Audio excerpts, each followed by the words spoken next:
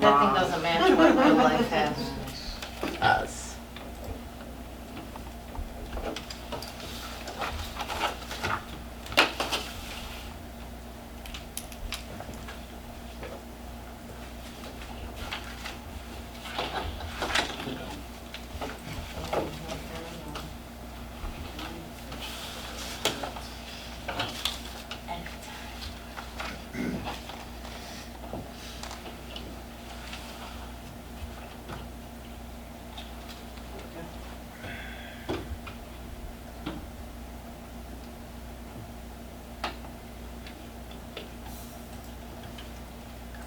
Recording in progress.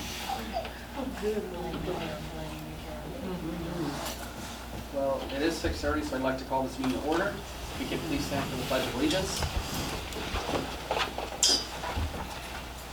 Allegiance to the flag of the United States of America and to the republic for which it stands, one nation, under God, indivisible, with liberty and justice for all.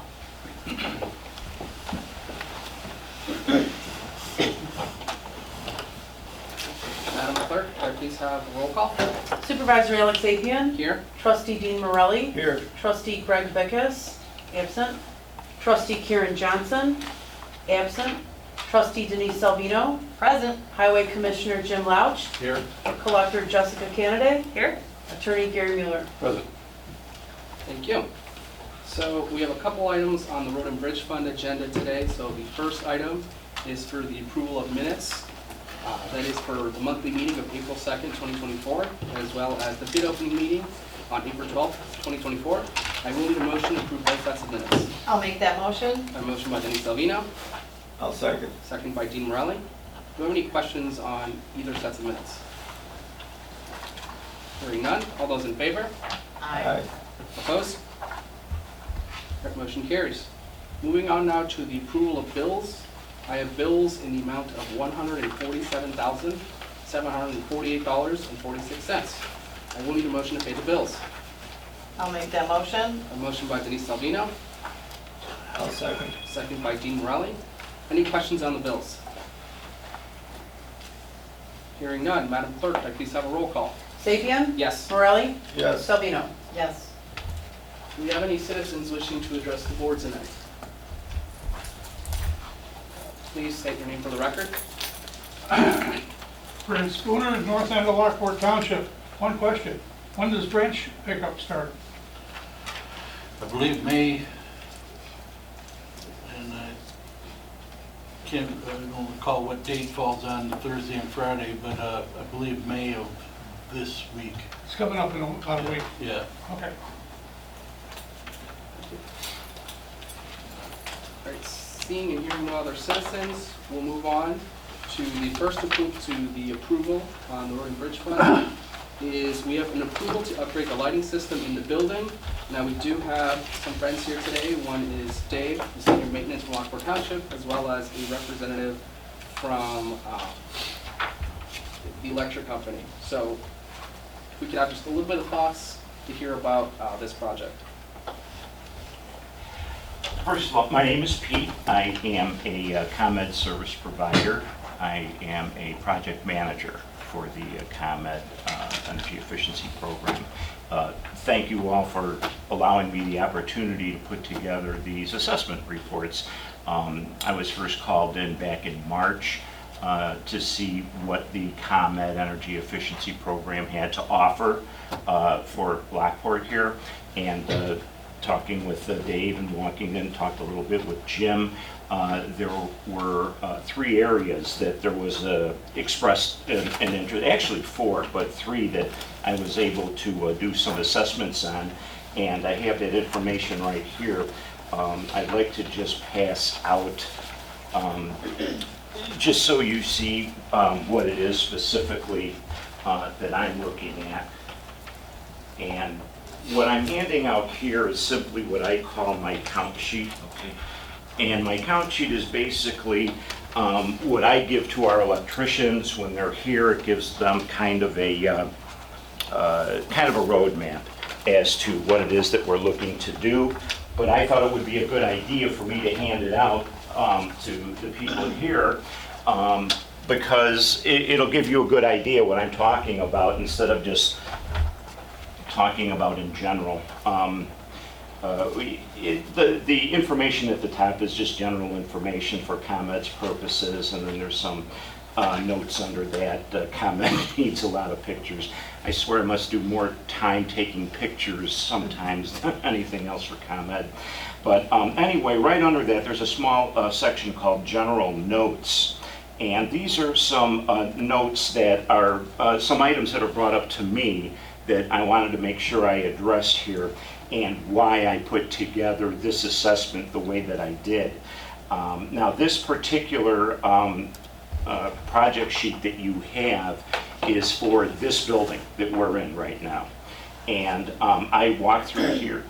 I walked through this building with Dave back in March, and he mentioned to me that the interest was in just going with new fixtures, actual fixtures in the bathrooms here, but everything else, what you see here, these are called 2x4 flat panels, to actually, instead of going with new fixtures, to actually, instead of that, replace them with LED tubes of, as you can see here, they kind of look like, you know, sometimes my teeth after they've been pulled. You have different colored lights here.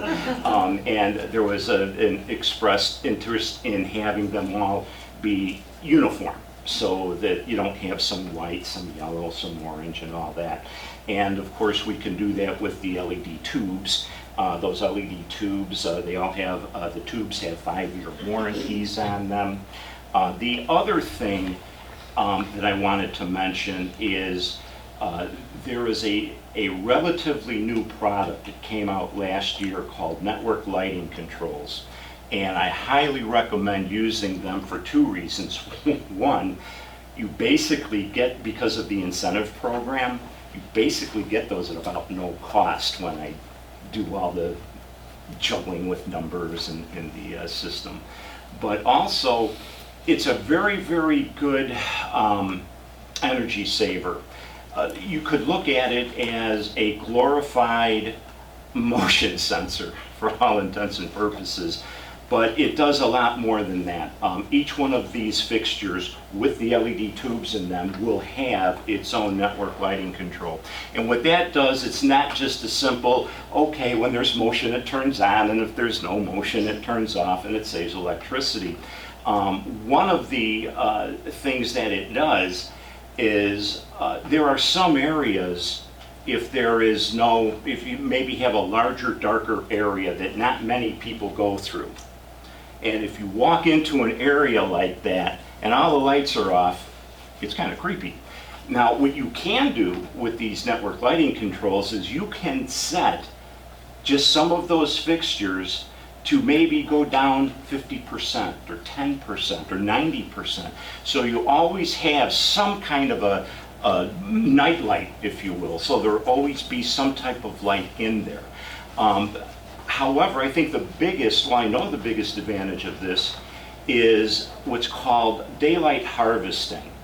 Daylight harvesting, well, this room would be able to utilize it somewhat, but mostly what that means is that it will take this sensor. You know, we're looking at putting in the 60-watt tubes in there. Before tubes are equivalent to 60 watts of output. Currently, these are putting out, if they're all four being used, 96 watts. So there's your savings right there per fixture. But what else it'll do is, if it's on at 100% for the sake of an easy example, you'll have your 60 watts of energy of light coming out. Let's say it's a very bright sunny day, window shades are up. These network lighting controls will utilize that ambient light, and it will automatically take the light fixtures and the tubes, I should say, and actually dim them down so that you're still getting your equivalent of 60 watts of light, but you're not using the 60 watts of power because it's using the ambient light to make up for that. So you're not wasting energy. So that's going to save you more energy, and it does it automatically. That's one of the, well, that's the second reason I really think it's important for the network lighting controls.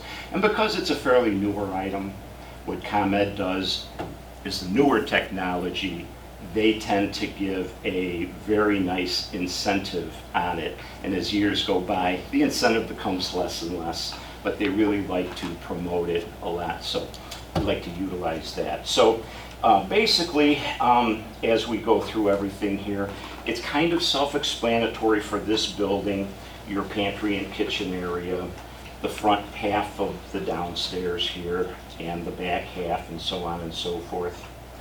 You'll see the existing lighting that you currently have in there and the quantity of fixtures that out. It's amazing. In a 4-lamp fixture such as these, if they were all on, you would have 4 tubes. Well, ComEd wants to know how many tubes are working and how many are not. It takes some time to, so that's where that out you see 21. So in other words, in the pantry and kitchen, you have 21 fixtures. There's a total of 48 lights total in there, 48 tubes, 4 times the 21. Or I'm sorry, that would be 84. 21 of them aren't working, so there you go. So we would then replace that with the 4 C lamp tubes, LED with the lighting controls, and we would replace them one for one, and so on and so forth. So there's just my notes here. The other thing I would like to do, and Alex, if I may, I will just leave this with you. These are the spec sheets, if anybody is interested, and I think, Jim, you might be interested in the thing. These are the spec sheets for the items that I'm proposing that we use. The tubes, the spec sheets are on that. I made a notation on those spec sheets as to, because there's many, many different types of tubes. You know, you have 4,000 K for, you know, the lighting color and so on and so forth. And I put a little dot next to each one that I'm specifically suggesting that we use for your purposes here. The other thing here, now this is a copies of the assessment report.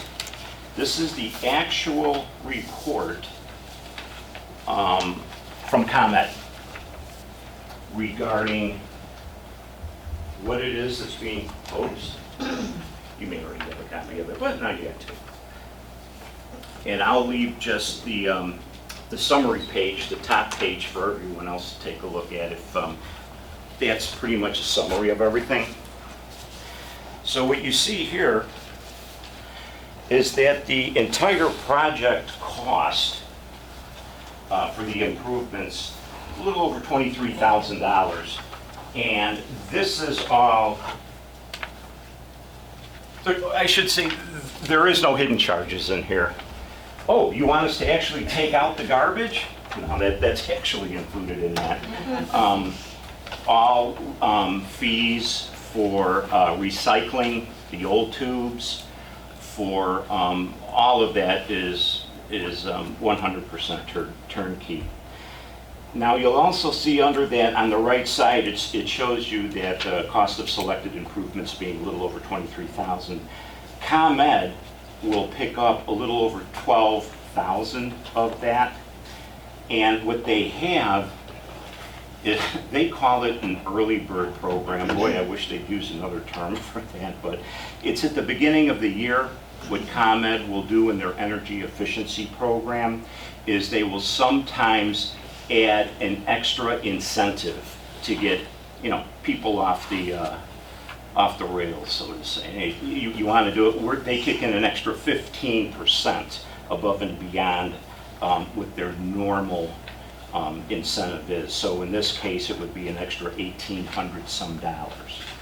So for this particular building and everything we're looking at, the total 23,000 plus cost would actually, the out-of-pocket to Lockport would be about $9,000 some dollars, 9,400. ComEd will pick up the rest of that.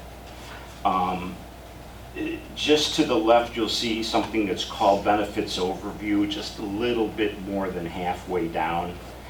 Basically, that 4.9 years, that is ComEd's estimate if you were to do these improvements and your out-of-pocket of $9,400 some dollars is used for this. You would see that return in savings on your electric bill in just under 5 years. So if you're going to be here more than 5 years, which I would think you would be, it'll pay for itself in just under 5 years for this particular building. I guess at this point, it would be best to see if there's any questions that anybody has regarding this particular project or this building. So thanks, Pete.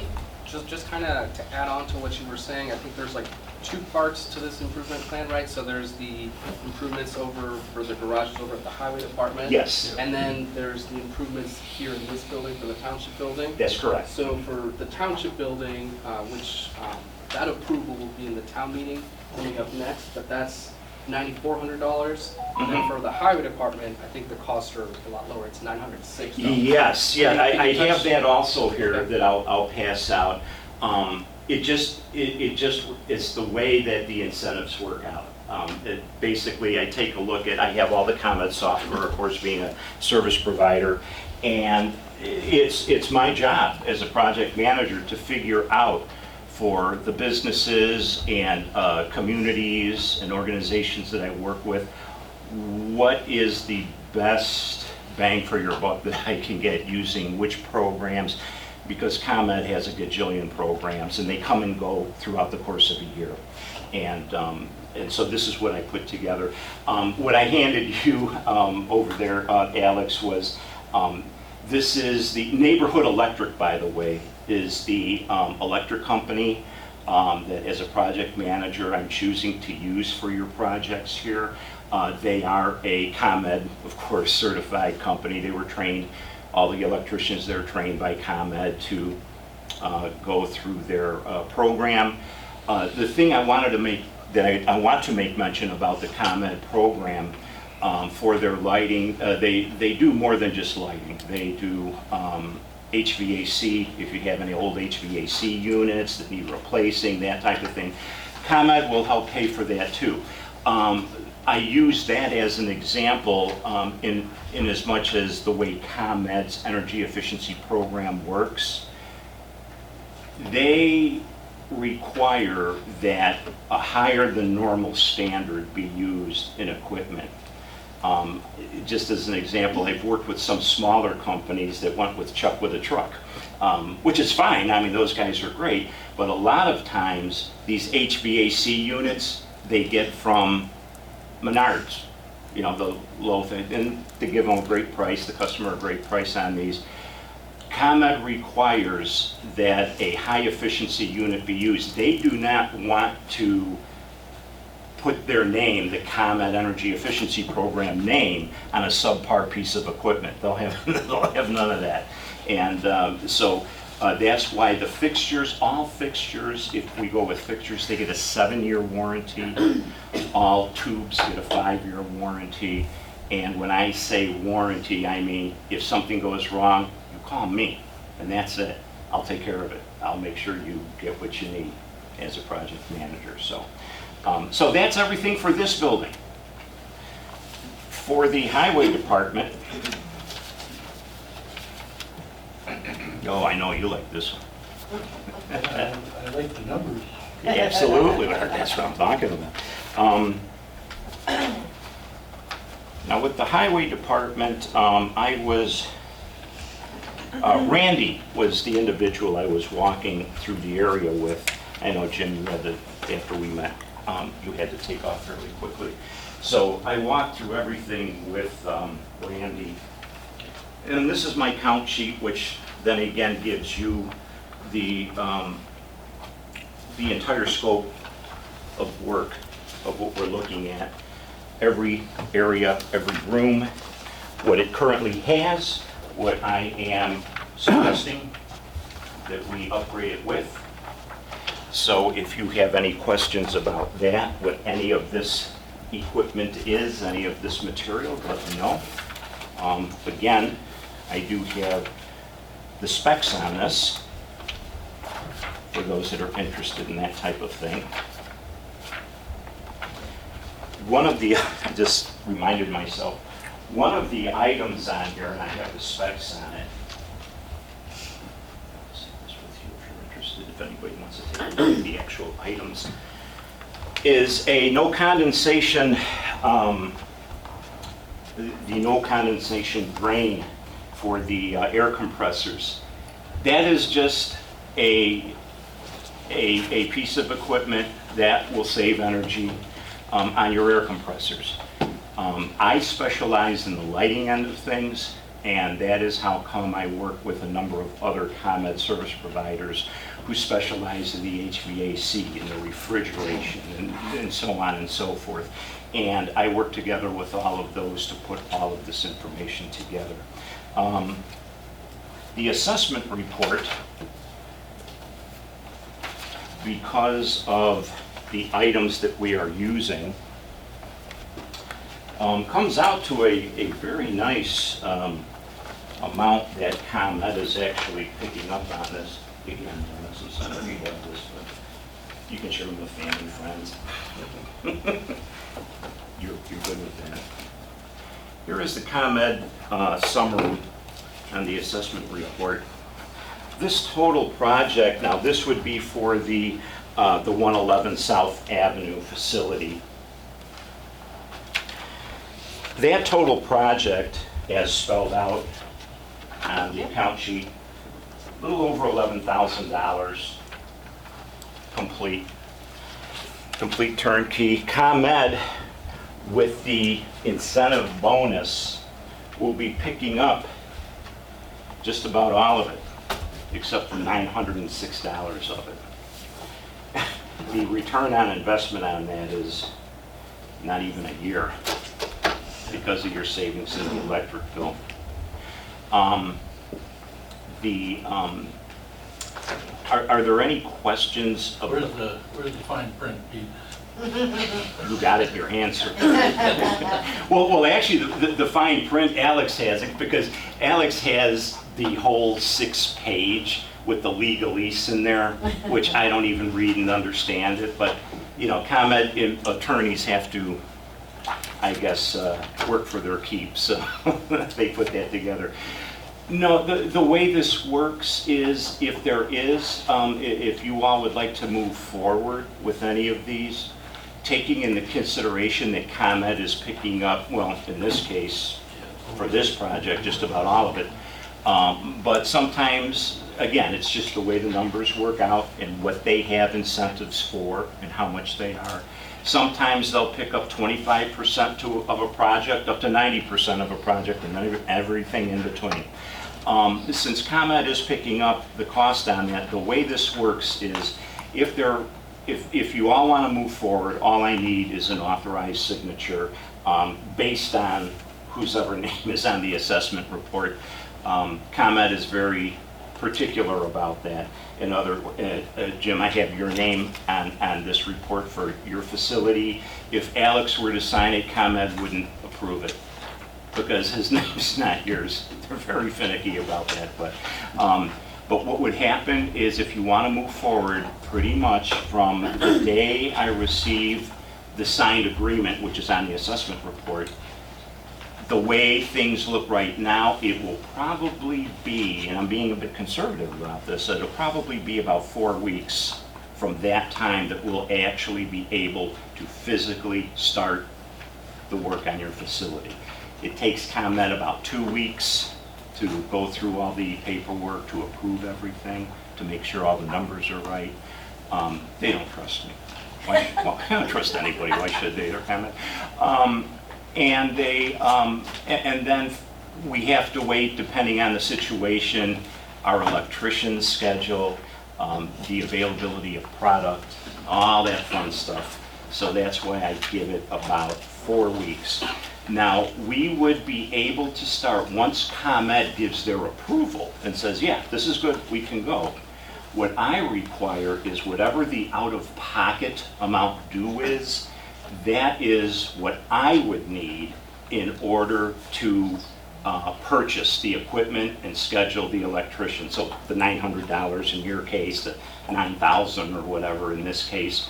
And sometimes the question will come up, or the comment, more so than a question, will be, and I'll just use this building as an example, such as, hey Pete, wait a minute here, you're saying that, we need to pay $9,400 before you even start. It's not half up front and half when we're done. Well, the truth of the matter is ComEd's actually picking up more than the half, so this is less than half up front from the whole project. And once the project is completed, you got nothing else to pay. We'll wait the 4 months for the ComEd incentive check to come to us. When this first started many years ago, the business would have to, the incentive check always went back to the business, kind of like your Menards 11% rebate. You know how that works. You always have to wait for it to come to you. It's now worked out where we, as the service providing company, will take the time and wait for that check to come to us to then complete, our payment. So, any questions about your facility, James? No, I don't. Okay.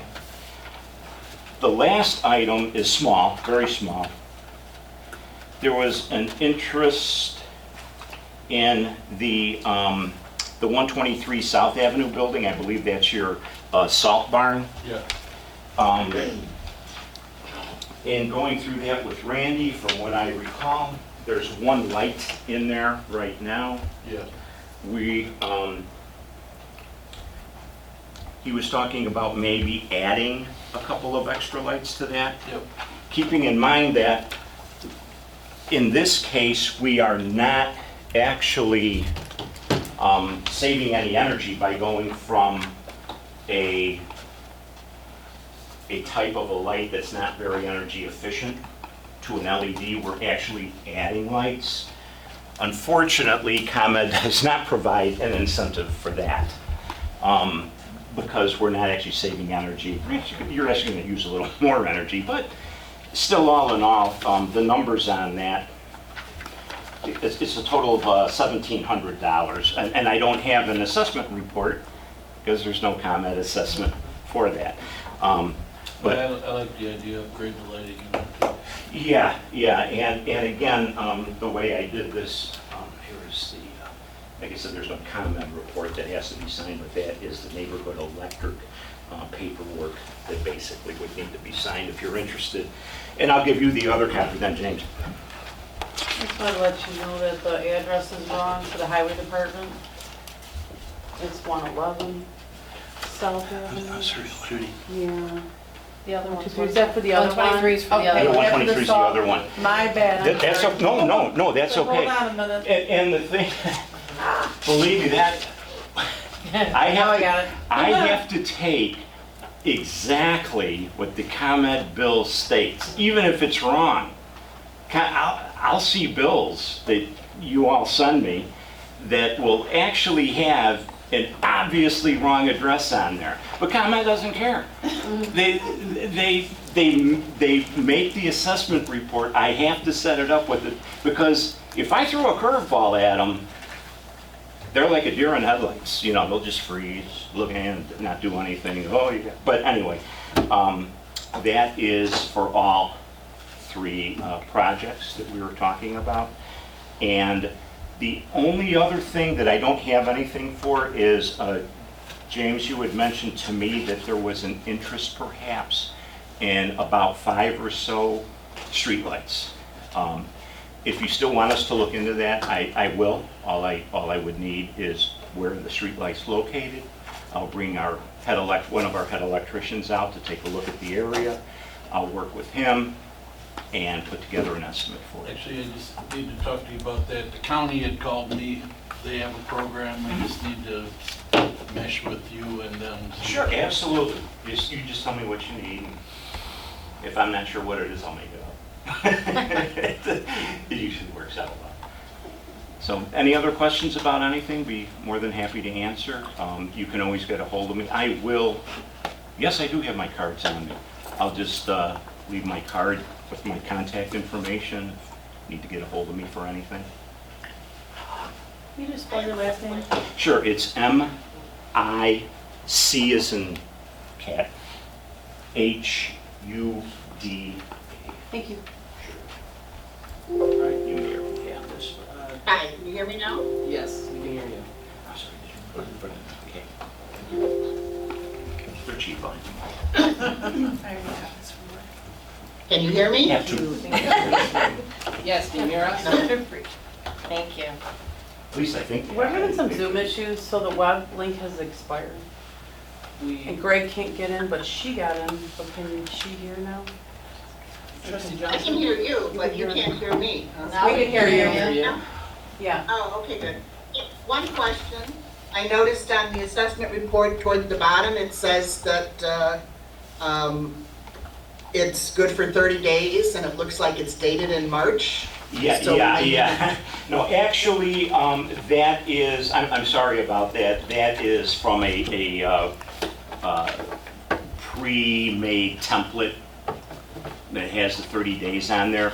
In actuality, what is really needed is for this 15, and you're right, it does say that, but no, the prices are still good, what's on there. The program, that energy, the extra 15% incentive, that is good until May 31st.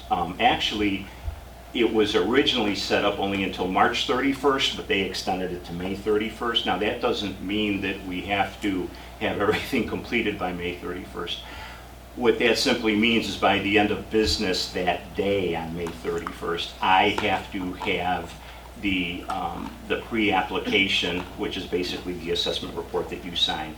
I have to have that sent in with all of my paperwork to ComEd before the end of the 31st in order for that extra 15% to kick in. Okay, good. I guess my business here is complete unless anybody has any other questions. I thank you all. Really appreciate it. Thank you. Can you let Trustee Vickers know, I resent the board, you're having some issues right before the meeting. But, okay, so quickly I think he just left. But, just to quickly reiterate what he said, essentially we have two approvals. So one is just on the Road and Bridge Fund meeting, and then the second one, that's over in the town meeting. So those are two separate approvals. I know we kind of discussed both, but it essentially is just modernizing both building entities and making it more energy efficient. It is also going to save us any money in the long run. I know Pete just left, but does anyone have any questions? Oh, it's a good deal on my end. For sure. Okay. Well, hearing no other questions, could I entertain a motion to approve to upgrade the lighting system in the building?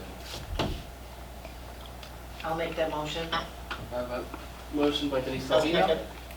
I have a second by Karen Johnson. Madam Clerk, could I please have a roll call? Sapien, Yes. Morelli, Yes. Johnson, Yes. Salvino. Yes. Motion carries. Moving on to the Highway Commissioner's report. Commissioner Lopes, the floor is yours. Thank you, Mr. Supervisor. Just a couple things. Many months ago, we looked at new trucks. I'll be just getting that first truck delivered this week, one out of two trucks. The second truck should be delivered by year end. Those were Peterbilt trucks, and we needed them for snow removal. We'll be replacing a 1989 and 1990, I believe. We recently completed some roads early in the spring, Dawson Avenue, Techney Drive at Fulton College View. On the north end of Lockport, Bluff Street, Table Street, West Street, and then Thorndale Court on High Road, off of High Road. LaSalle Court in Fairmont. We also had just purchased a radar traffic sign. We get many calls, I know Alex and I discussed cars going through the neighborhoods. Of course, we're not law enforcement, but you know, we thought we'd be proactive in getting a radar sign that flashes when you're over speed. I know when I'm going down the road and it starts flashing, I know I tend to slow down, so I'm hoping this will help. And then we purchased that for, I think it was about $4,000, maybe a little over.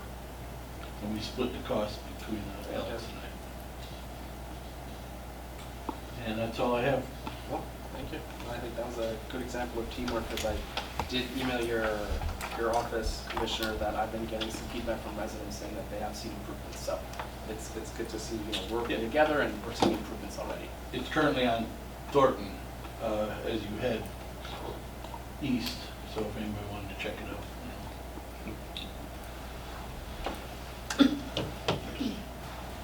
Cool. I have no other business for the Road and Bridge Fund. Do we have any final questions or thoughts from the board? Aaron, how are we doing with the Zoom? I had sent him the Zoom we had on the webpage. I had also sent him another link, and I told him you just sent him one, so I'm waiting for him to respond. Okay. Thank you. All right. Well, in the meantime, Oh, he's in.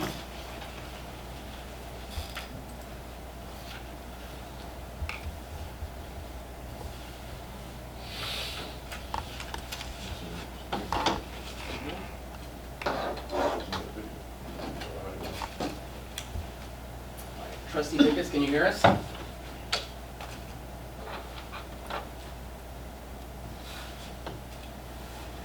Can somebody else closer to the microphone try? Greg, can you hear us? He's got himself on mute. It looks- Yeah, I can hear you. Okay, Okay. good, cool. All right, thank you. So we were just finishing up the Road and Bridge Fund meeting. But for now, we'll entertain a motion to adjourn. I'll make that motion. A motion by Denise Salvino, I'll second that. second by Dean Morelli. All those in favor? Aye. Opposed? Road and Bridge Fund meeting is adjourned. Moving on now to the Town Fund.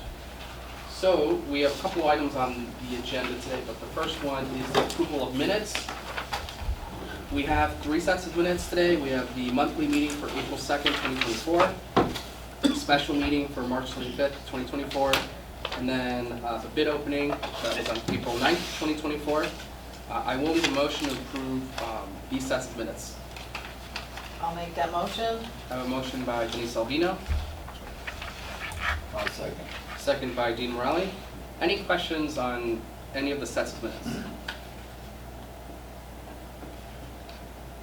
All right, hearing none. All those in favor? Aye. Opposed? Motion carries. Moving on now to the bills. I have bills in the amount of $230,281.39. I will need a motion to pay the bills. I'll make that motion. I have a motion by Denise Salvino, Second. second by Dean Morelli. Do we have any questions on the bills?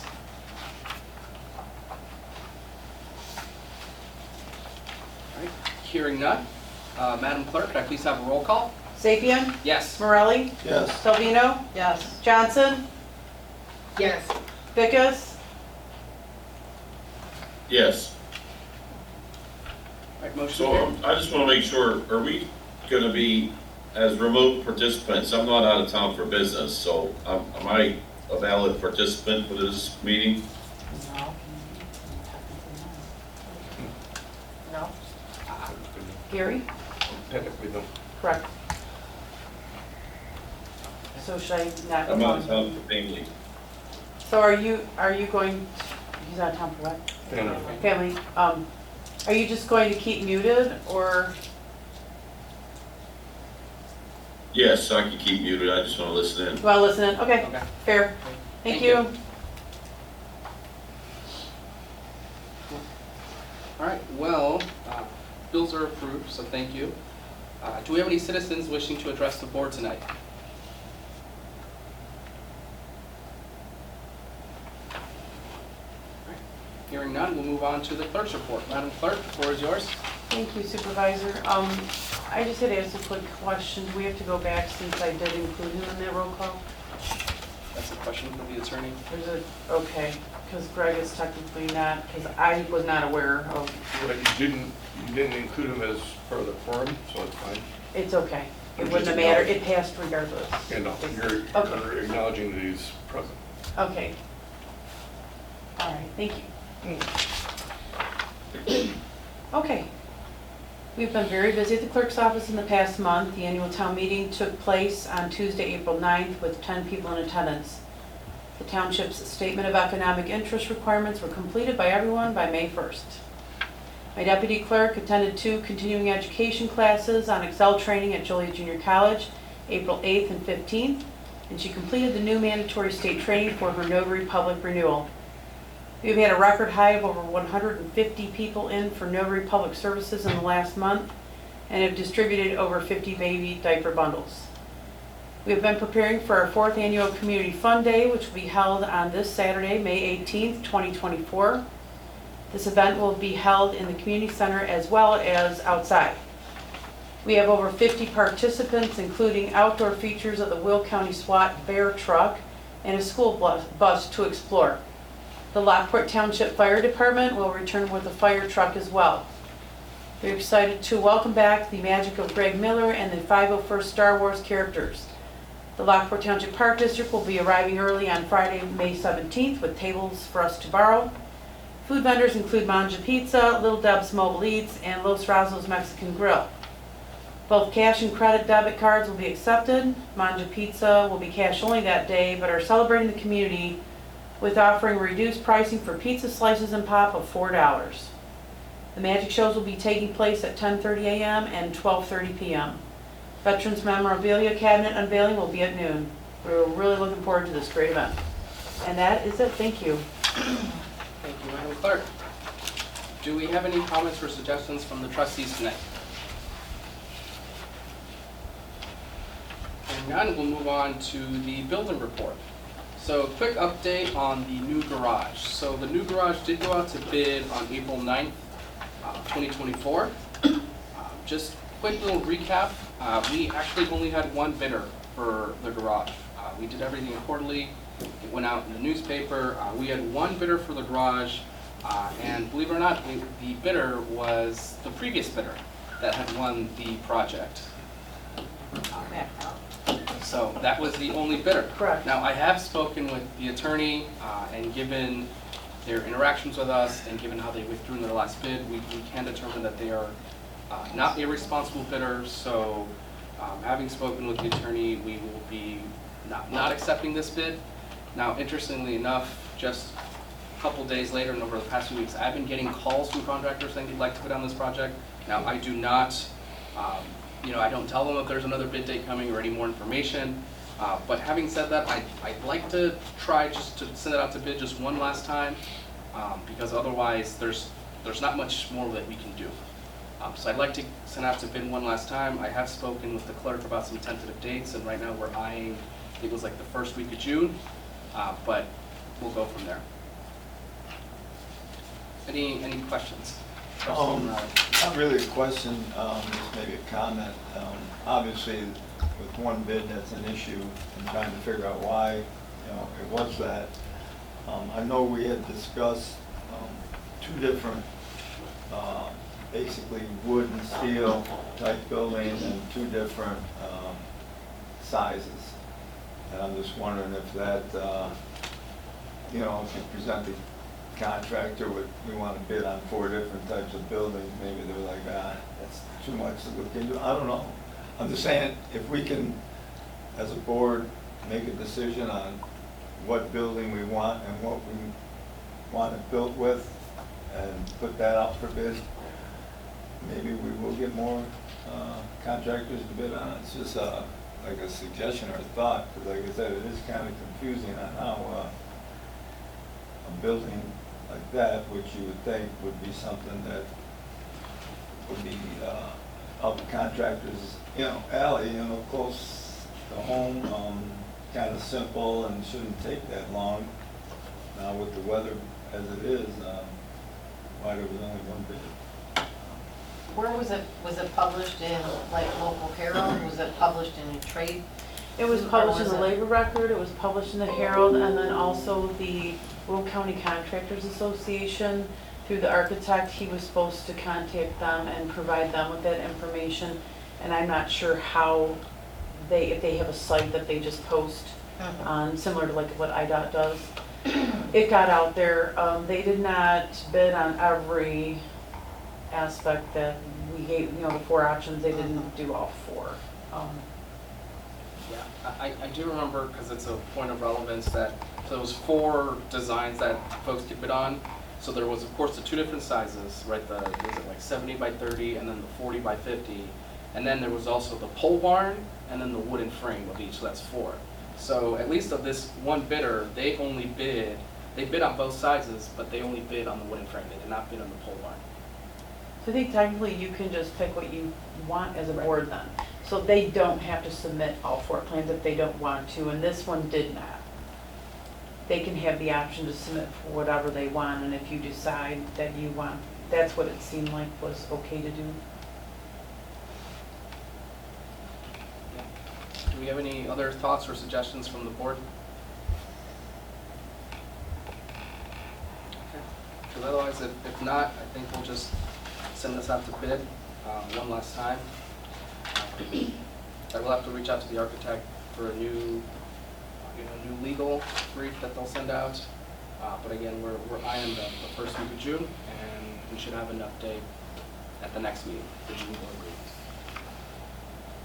So we're gonna send out a bid for the 4 setups again, the 2 different sizes and 2 different.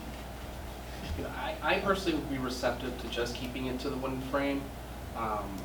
Now, I don't have the exact numbers, but it seemed like from the previous iteration, from last year's bid, it seemed like the wooden frame was also the more popular one.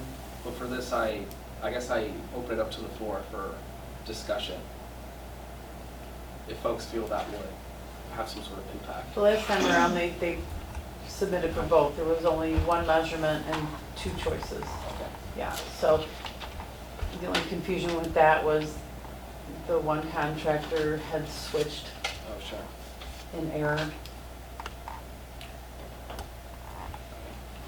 Well, it sounds to me like there's not much of a preference, or we'd like to keep it as all 4.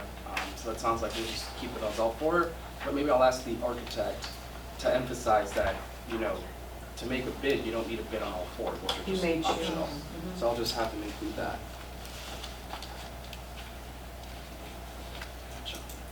All right, well, moving on to our list of approvals. So first item for approval is similar to what we did for Road and Bridge. We have the Neighborhood Electric Incorporated Customer Sales Agreement. So this one, pretty similar to the garages over at the Highway Department, except here we have, a lot more light fixtures to go through.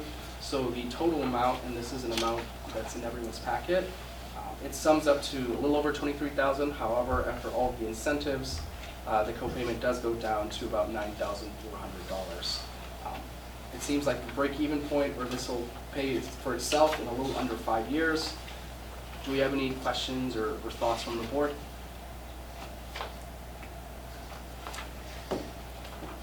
Hearing none, could I please entertain a motion to approve the Neighborhood Electric Incorporated Customer Sales Agreement?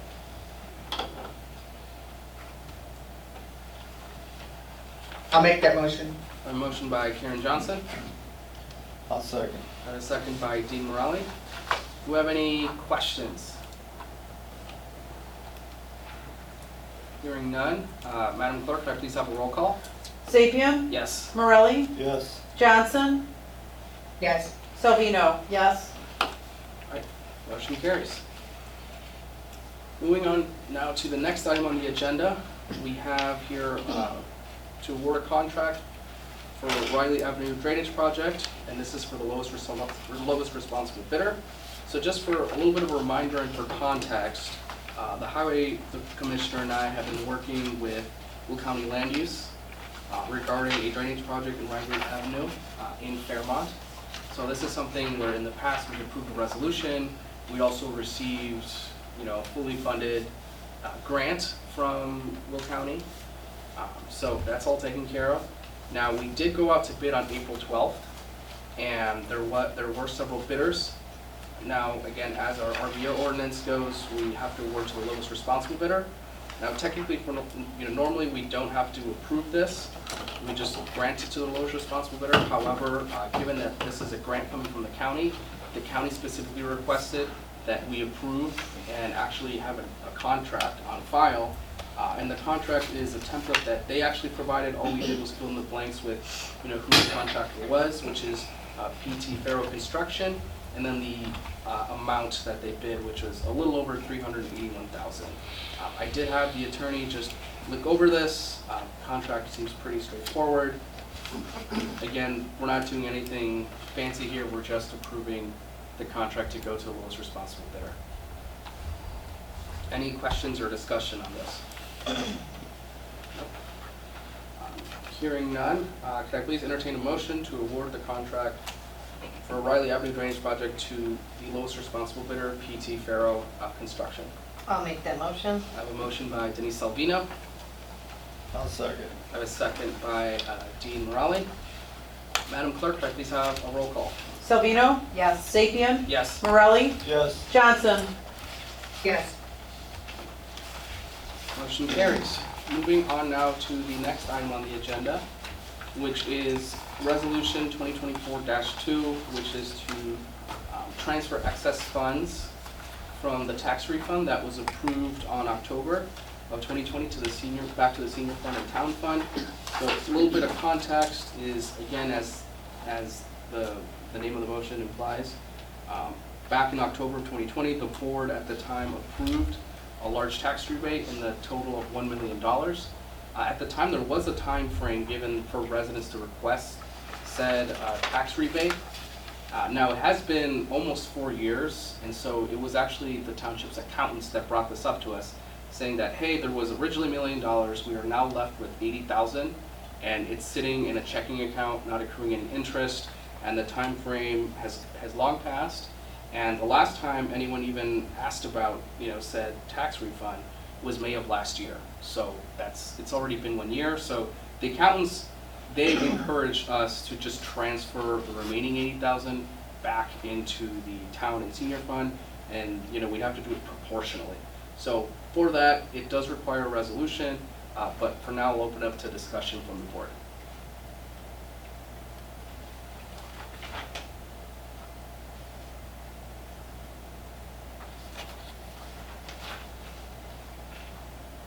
Do we have any? No, it's fine. I mean, if the accountant says it's a great idea, it's a great idea. I'm gonna say, the accountants were the ones that proposed this. So, all right, well, hearing no other questions or thoughts, could I please entertain a motion to approve Resolution 2024-2? I'll make that motion. I have a motion by Denise Salvino, I'll second. second by Dean Morale. Madam Clerk, could I please have a roll call? Sapien. Yes. Morelli. Yes. Johnson. Yes. Salvino. Yes. Motion carries. On now to the next item on the agenda. So this here is for support for an event for the city of Lockport. So I have been speaking a bit more with the city manager for the city of Lockport. We've been discussing for ways in which the township and the city can continue to work together. Now, in the past, the township has supported the city of Lockport, through financial support of the auto show or the car show, as well as the Christmas in the Square, and that totals about $6,000 every year. So they mentioned that there is an event coming up this summer. I believe it's on June 22nd when it starts. It's like a summer art series. and they were asking to see if the township would be willing to support. So for that, I'd like to point to, our budget. We did approve a line item for $20,000 to support other city collaborations.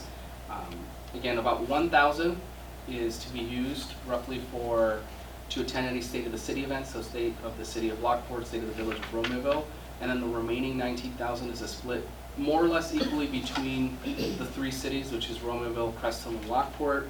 Romeo, so far, we've supported with the Bunny Bash event, and also, we purchased tickets to attend the Village of Romeo State of the Village event. City of Lockport, we expect to receive some sort of letter for the car show and the Christmas event. We usually get that around June or July. So again, that's $6,000. So, but for that, I'd open it up to discussion from the board to see if there's interest in supporting this event.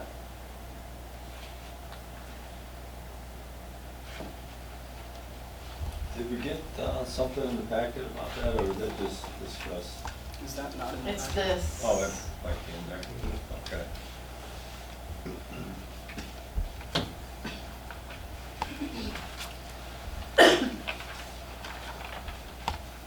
I'm amazed at how many typos there are in the document.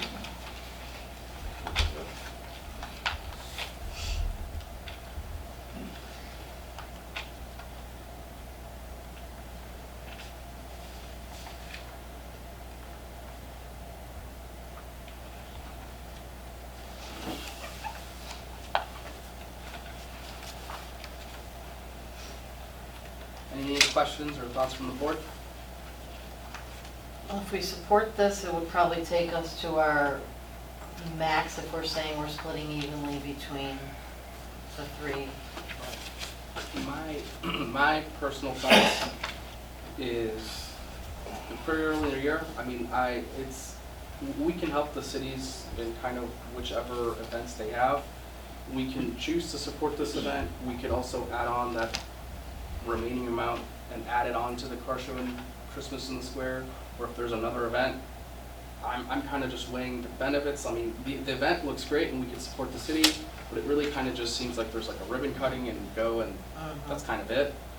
But I'm personally just indifferent. If the board would like to support this event, that works. If we'd like to table it and maybe support through another event or increase support in another event, I'm good with that too.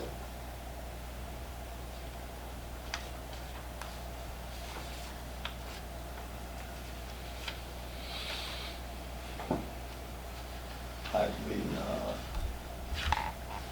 towards holding off and maybe put it towards something else.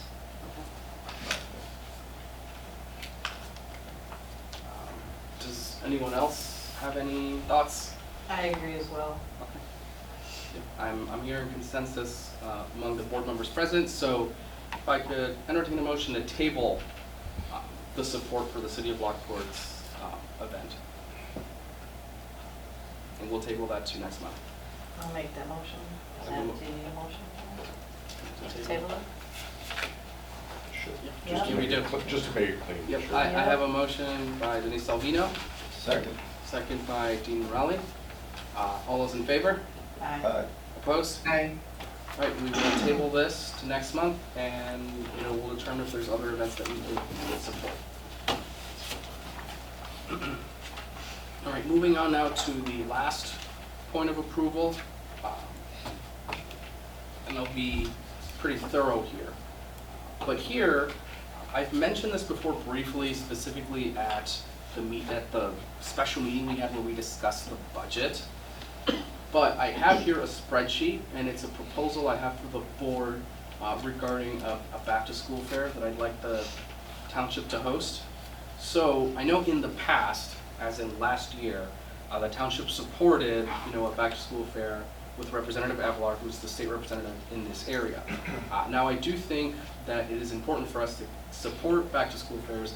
I do think it is also very important for the township to have their own fair, separate from other officials or organizations. And so I did a little bit of, did a little bit of research. And so in terms of back-to-school fairs that are happening in the area, the Park District doesn't have one, either does the high school.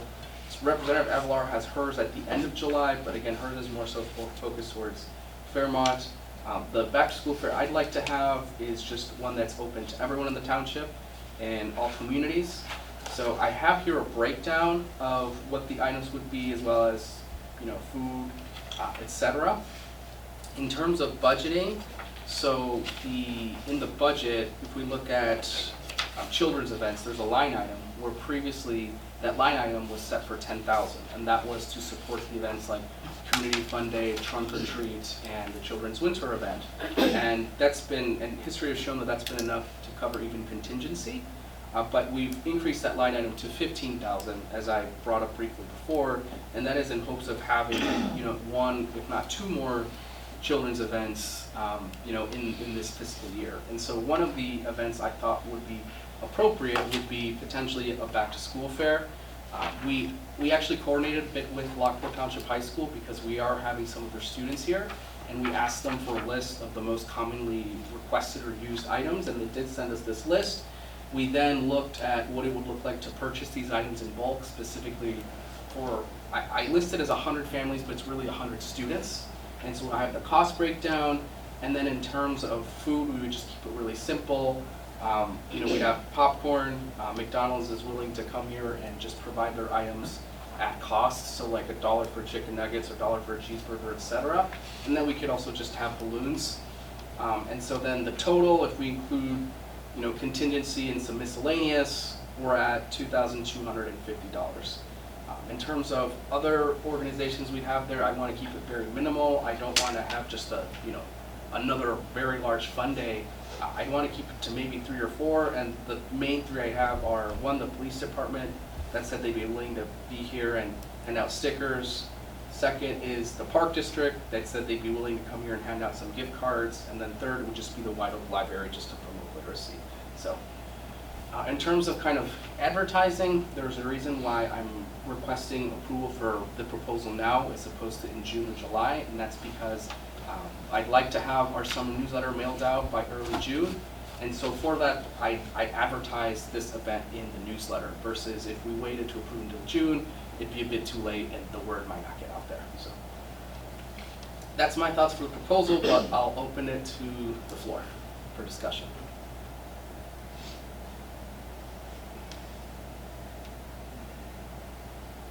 You said it would supply 100 students. I'm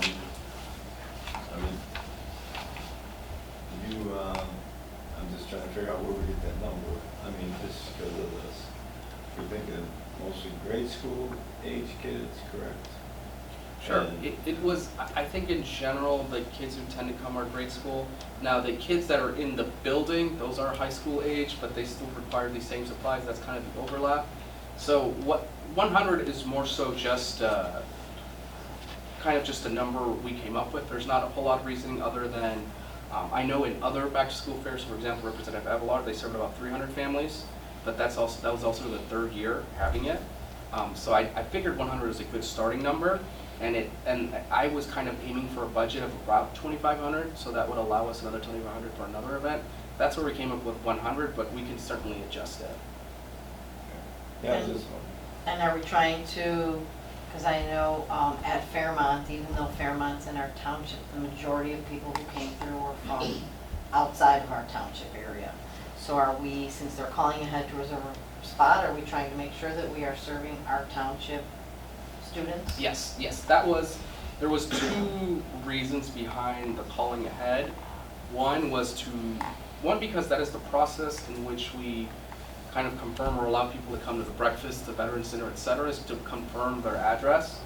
And then second, it allows us, 1, to have a good head count, but then 2, it just allows us to reserve those items and kind of control the volume of people coming. What we don't want is, say we have 100, we will know that we can supply to 100 students, but we're not going to advertise that. And what I don't want is to all of a sudden have 500 people come and 30 minutes into the event, we're out of supplies. So really it's just, I want to point out in the, ad that we'll have in the newsletter, it says you have to call ahead to make your reservation, and we will be confirming addresses.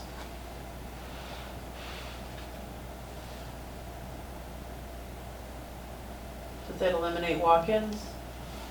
I mean, we could have walk-ins. It does say walk-in. Right, we could have walk-ins, but we would have to check their ID. I could. Walk-ins allowed, okay, yeah. Right.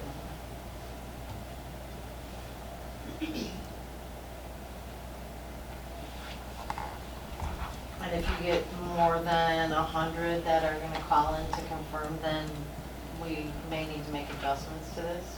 Or are you gonna cut them off and turn people away?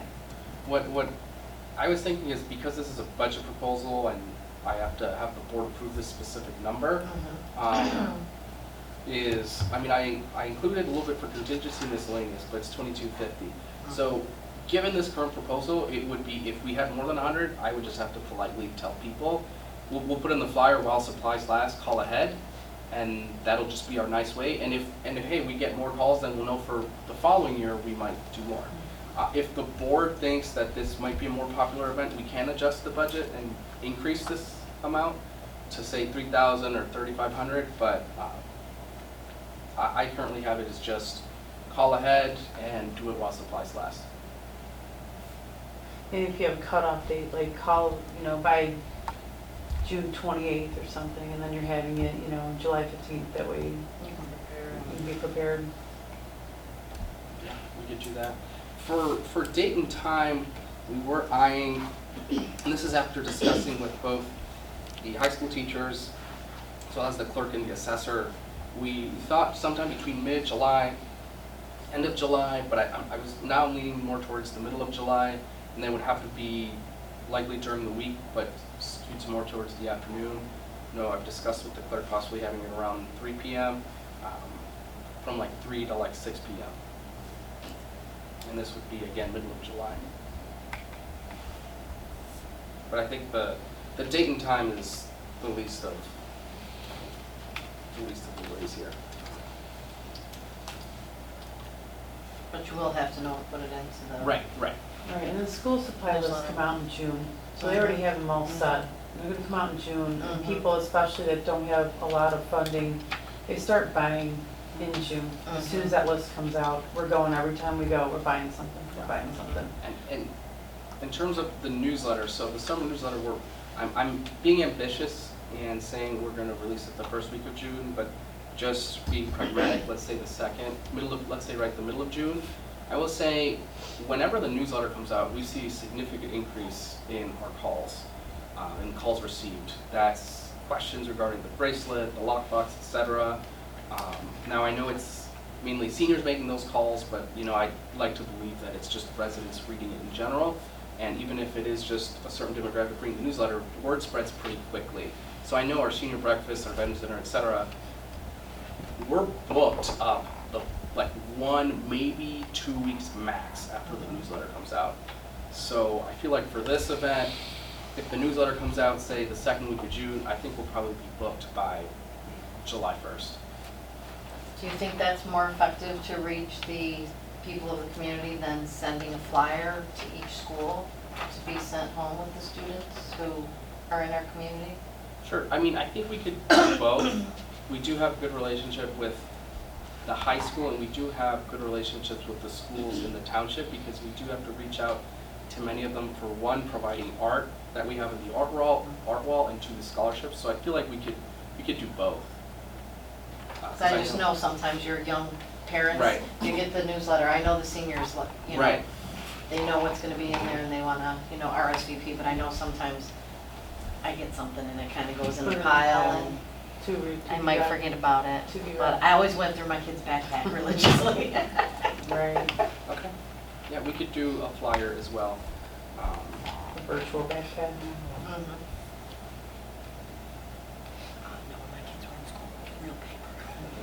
Yeah. That's it, I'll make that motion to host and support the inaugural Lockport Township Back to School Fair. I'll second that motion. Before call for a roll call, Gary, do we need to specify the amount? Because in my proposal I have the amount of $22.50. You can, yeah, like a not to exceed. Okay. So in that case, Trustee Salvino and Trustee Morelli, could I have you rescind your motion, and then could I entertain a motion to host and support the inaugural Lockport Township Back to School Fair not to exceed $2,250. I'll rescind my motion, my first motion, and I'll make a motion to host, for the amount you said. Not to exceed 22. Not to exceed 22. And I'll rescind my previous second, but I will second the new motion to support the back-to-school budget proposal not to exceed $2,250. Thank you. Madam Clerk, can I please have a roll call? Silvino, Yes. Sapien, Yes. Morelli, Yes. Johnson. Yes. Motion carries. I will have my staff and I will work on this, and we will get a date to all of you as soon as possible. Moving on to now new business. So we have quite a bit of new business to work through, but so the first item on new business is I actually received news from the state senate here in the state of Illinois that there was a Senate resolution, which is SR 0629, that they passed actually a memorial for our late clerk George Marshall Jr. So I just wanted to share that to the board, that I thought that was really nice of them. This Senate resolution was made on behalf or courtesy of Senator Rachel Ventura, who is the state senator for a good chunk of this township. But I wanted to present this to the board. Unfortunately, the senator could not make it as the Senate is in session, but I thought this was really nice. I'd like to include it in the minutes, and then we'll also frame this resolution and add it up to the wall. And this is also a good time for me to remind the board that if anyone knows of any township officials that may have passed away and they'd like to add any memorial tokens, to please let my office know. All right, next item on the agenda is a mental health update. So back in our April meeting, the board approved a full agreement with ThriveWorks, where essentially we were moving away from solely paying for those that are uninsured, and we were expanding coverage, so that included folks on Medicaid. So I will say that, so in January, February, March, we were getting up to 2 residents that were using the program. I don't have a report yet, it is coming soon, but for the month of April, it jumped up to 14. And of those 14, 12 were on Medicaid. So this program has jumped up and has increased, and I would imagine it's going to continue at this rate, if not grow. Again, the agreement was fully signed, and there will be monthly reports that ThriveWorks will be generating going forward. So we'll be seeing a breakdown. We'll be seeing 2 reports. One will be seeing a breakdown of sessions made in that month, and then we'll see a cumulative one for the entire year. Any questions on the mental health program? Moving on to the next item, the summer newsletter. I've been bringing this up, but I'd like to move our newsletters from a biannual cadence to a quarterly frequency. I did budget for this at our budget special meeting, and I mentioned it briefly when we have our line item for projects and media. I have been speaking with local printers, and I got a really nice quote for now a 16-page newsletter. So versus our previous vendor, when we included printing, mailing, and postage, we were at about $25,000 for a 12-pager. For a 16-pager with a local vendor that is still prevailing wage and union, altogether for 16 pages, including postage and mailing, they were quoting us closer to $16,000. So given that this is just like a summer newsletter, it's kind of almost like a guinea pig. I'd like to try it with this vendor. They also do the newsletters for DuPage Township, so they've been tested before. Who's the local vendor? So it's Forest Printing. So they do the newsletter for DuPage Township, and that's how I received recommendation, mainly because with our current vendor who still does our letterheads and the other 2 main newsletters, I think we were just having, I think one of the challenges was just kind of lead times. It takes about 6 weeks for printing, and then an additional 2 weeks for mailing and sorting, and then the additional 1 to 2 weeks to get them in everyone's mailbox. So, for example, for the spring newsletter that was mailed out like end of February, we had to submit that by Christmas time. So that was 2 months ahead of time. Versus with these folks, at least with what it's been with DuPage Township, the minute they submit the final proof, it's in everyone's mailbox by the end of the 2nd week, because they do all the printing and mailing and sorting in-house. So I think it'll be a good opportunity for at least for us to see.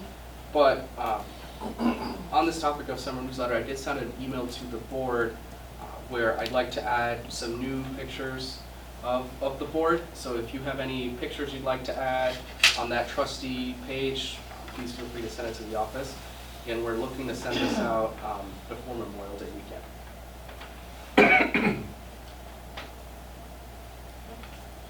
Moving on now to Community Fun Day. I know the clerk talked about this, but Community Fun Day is happening this Saturday, May 18th from 10 a.m. to 2 p.m. It'll be in the building.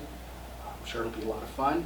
And then on the same day, during the same event, we are unveiling the Veterans Memorial Cabinet. Tony from the VA office is running point on that, but that'll happen around noon. I know we've been spreading the word, and there's been a few folks that have been contributing to the cabinet already. And then, yeah, we already have some folks that are coming, so that should be a nice event as well. Another event that we're having is, so at the end of the month, on May 29th, we'll be hosting a job fair. So last August, we hosted a job fair in partnership with the Workforce Center of Will County, which is part of Will County government. And so we're having another one towards the end of the month. One thing that makes this a little bit more special or unique than the previous one is we have some partnerships. So we had some of the union locals that were interested in attending, and they'll be there just discussing and also offering opportunities for folks that are interested in union apprenticeships. So at the moment we have the carpenters, the painters, the electricians, laborers, we also have the plumbers, we have more to come, and then we also have military recruiters there. So from this, all of the service branches will be there as well. We'll also have other employers, and then another neat thing is we'll have someone there giving out professional headshots for anyone interested. So we actually, I reached out to the high school, and they actually included this flyer in their newsletter because this week is coincidentally the last week of high school, and so I know in particular some senior students might be interested in learning more about, especially union apprenticeships. So, but we have been spreading the word, so if you know anyone, please let them know and send them over to this event. Another event we have coming up, the Canal Days Parade. That'll be on Friday, June 7th. More details to come, but I figured I'd put the word out just so we can get just a little bit of a head count to see who will attend the parade. So I'll probably send out an email tomorrow to ask the board who's able to come, and then I figured we'll also do a request for the shirts as well. I know in the past everyone's kind of done their own shirt, but if you'd like a new shirt, please let me know, and I think it'd be nice if we could all match. I know it falls on the same day as Gun Awareness Month, so a neon orange I think would look pretty nice. I have one, so I'll send an email out tomorrow, and then please let me know as soon as you can so we can get you a shirt. One more event, and that's not on here, but I'd like to add on because we mentioned it before, but so the State of the Village for Romeoville, that will be on Thursday, May 23rd at 11:30. I know a couple folks we already got a head count and bought the tickets, but just as a quick reminder. I don't have any other old business.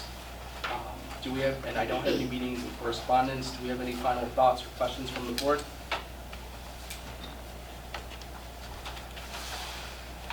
All right, hearing none, could I entertain a motion to adjourn the town fund meeting? I'll make that motion. I have a motion by Denise Salvino. I'll second. Second by Dean Morelli. All those in favor? Opposed? Aye. Town fund meeting is adjourned.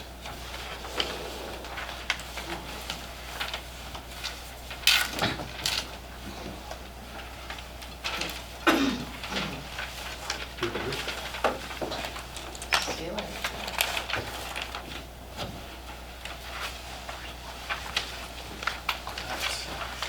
I think the last two agendas should go by fairly quickly. But we have senior fund meeting.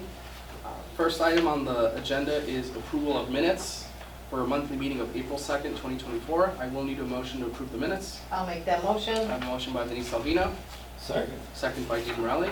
Any questions on the minutes? Hearing none, all those in favor? Aye. Opposed? Motion carries. Moving on to the bills. I have bills in the amount of $61,225.86.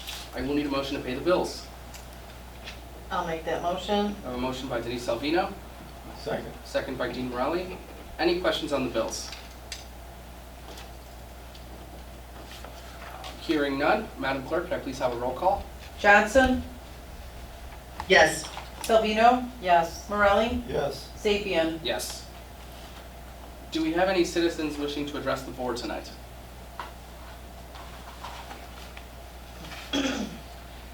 Hearing and seeing none, we'll move on to the bus report and new business.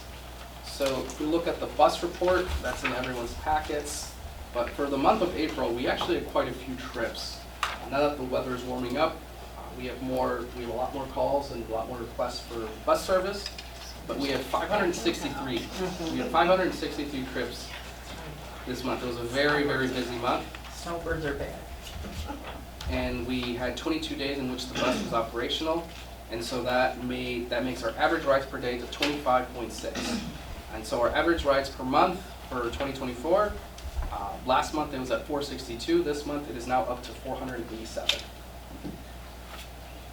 Any questions on the bus report? Do we have status on our new bus?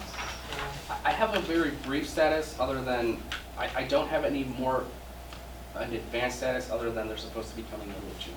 But I'll reach out and see what else, but we're supposed to be getting the middle of June.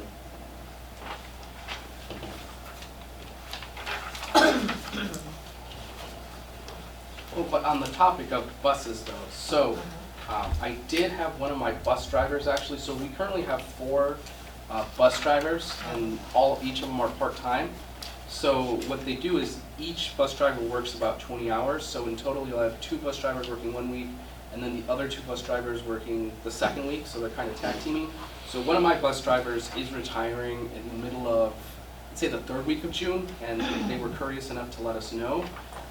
Now, one of our other bus drivers that fills in say they'd be open to going, to expanding their hours, so going from 20 to 40. Now, I think that's, their performance is excellent, so I think I'll likely do that. However, I will say now that times are getting a bit warmer, I do know that a lot of our bus drivers do have some vacation. And now that we're down to 3 bus drivers, it'll be a lot more difficult to have folks kind of fill in. So there is a very high chance that I think I'll put out just a job posting for a part-time or a backup bus driver. So we have the job description already, so that's not as urgent because there's not a huge need for it, but just thinking, being proactive, that's likely a job description or a job posting that will go out later this week. And we'll do it, as it's described in the handbook. We'll list it on the website, social media, we'll do an interview, etc. But I literally did just find out yesterday. I want to let the board know. Moving on now to the Ovation Center. So we did speak about the Ovation Center more in depth at the April board meeting and kind of the thoughts I gathered from the board. We had some differing opinions, but still some strong opinions. And I think after thinking through it and some further conversations, it seems like in order to reach an agreement or consensus as a board, we'll likely have to work through this for a couple more months and then add on a potential amendment to the budget, which would add on at least another month and a half or 2 months. So having spoken with the Ovation Center, I think it makes more practical sense to postpone this idea until next year, given that we are so close to the end of the term. And so whoever that new board will be, they can decide to pick up this idea. But for now, we thank the Ovation Center for collaborating with us, but it seems that right now is not the right time. Last bit of new business, Senior Expo. That is happening on Wednesday, June 5th, and that'll be from 9 a.m. to 12 p.m. I did include a flyer in everyone's packet, and we have reached out to the senior communities, and it is in our newsletter. But we have a lot of the same usual events and entertainment and amenities, and then we do have a shred truck there from 10 a.m. till 2 p.m. So spread the word if you can. Any final questions or thoughts from the board? Well, I have no old business, so hearing no questions or thoughts, I'll entertain a motion to adjourn the senior fund meeting. I'll make that motion. I have a motion by Denise Salvino, second by Dean Morelli. All those in favor? Aye. Opposed? Motion carries. Senior fund meeting is adjourned. Last meeting for tonight, general assistance. We have two sets of minutes. One is the monthly meeting. One is for the monthly meeting of April 2nd, 2024. And then second, we do have a release of executive session minutes for October 10th, 2023. I will need a motion to approve these sets of minutes. I'll make that motion. I have a motion by Denise Salvino, Second. second by Dean Morelli. Any questions on either sets of minutes? Just, the executive session that was approved by our attorney. Yes, it was. All right, hearing no other questions, all those in favor? Aye. Aye. Opposed? All right, motion carries and minutes are approved. Moving on to the approval of the bills, I have bills in the amount of $18,733.39. I will need a motion to pay the bills. I'll make that motion. I have a motion by Denise Salvino, Second. second by Dean Morelli. Any questions on the bills this month? Hearing none, Madam Clerk, could I please have a roll call? Sapien, Yes. Morelli, Yes. Salvino, Yes. Johnson. Yes. Motion carries and bills are paid. Moving on, do we have any citizens wishing to address the board tonight?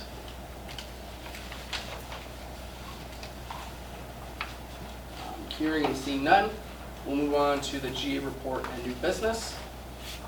So GA report, it looks a little bit more complex this time around, but I promise you it's not that complicated.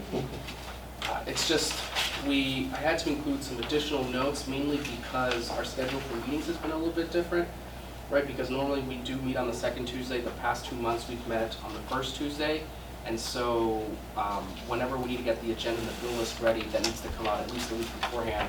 So there are some bills that we have to pay in the last month of March, but they don't factor in until April. We don't see them until now.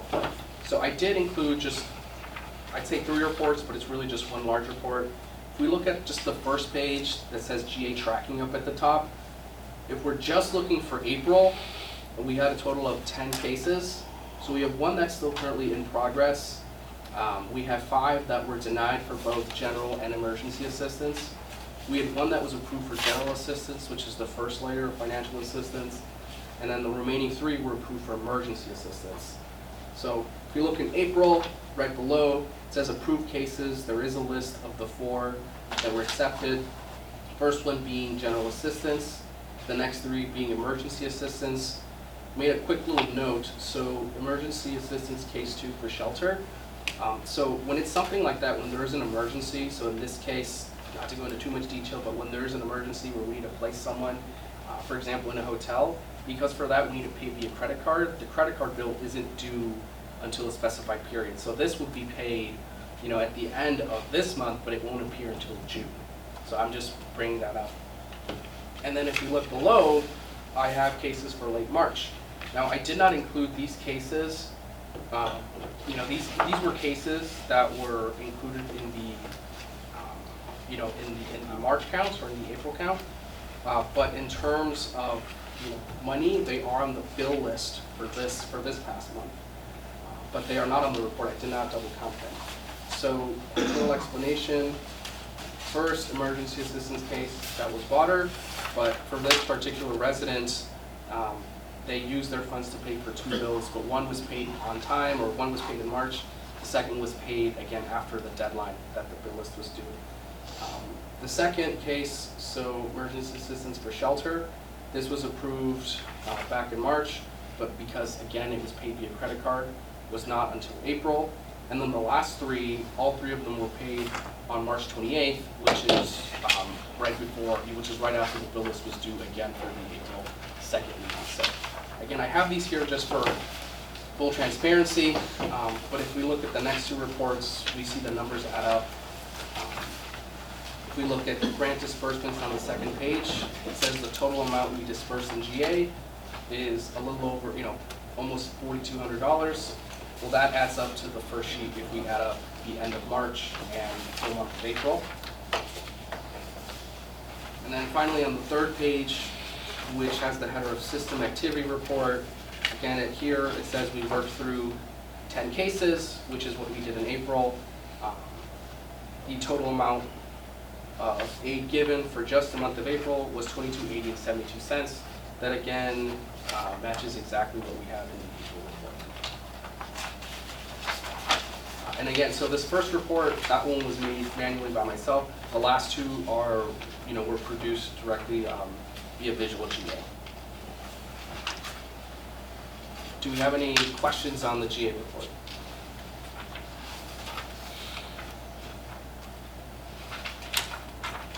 All right, well, I don't have any old business.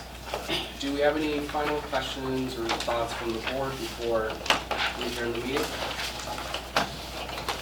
Hearing none, could I entertain a motion to adjourn the meeting? I'll make that motion. I have a motion by Denise Alvino, Second. second by Dean Morelli. All those in favor? Aye. Opposed? Meeting is adjourned. Thank you, everyone. Thank you. Have a good night.